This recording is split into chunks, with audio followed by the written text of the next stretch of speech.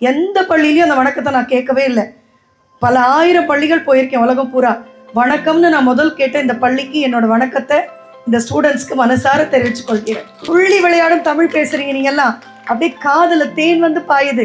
தமிழ் நீ மெல்ல சாகும் பாரதியாரே சொன்னாலும் கண்டிப்பா சாகாது.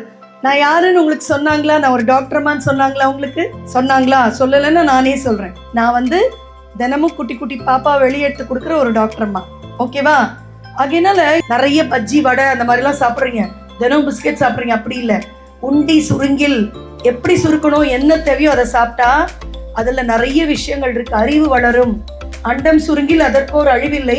பிண்டம்னா என்னது? உடம்பு. உடம்பு சுருங்கி இருந்தா பிராண நிலை பெறும். என்ன மாதிரி குண்டா இருக்கக்கூடாது. அப்ப நம்ம உணவு எவ்வளவு முக்கியம் புரியுதா? உணவு இனிமே யோசிச்சு சாப்பிடுவீங்களா? உடம்பு முக்கியம், அப்பதான் உயிர் நிலை பெறும். இந்த திருமந்திர வகுப்பு 650 பேர் இன்னைக்கு நீங்க சர்டிபிகேட்ஸ் வாங்க போறீங்க. அது மட்டும்தான் உங்க வாழ்க்கையின் இலக்கா?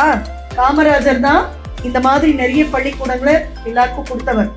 அந்த காமராஜரை நான் நேர்ல பார்த்திருக்கேன். ஆனா ஒரு நல்ல பொருளை பார்க்கறதுனால மட்டுமே, ஒரு நல்ல மனிதரை பார்க்கறதுனால மட்டுமே, இயற்கையை பார்க்கனால மட்டுமே நம்மளால வளர முடியும்னு சொன்னா நம்புவீங்களா?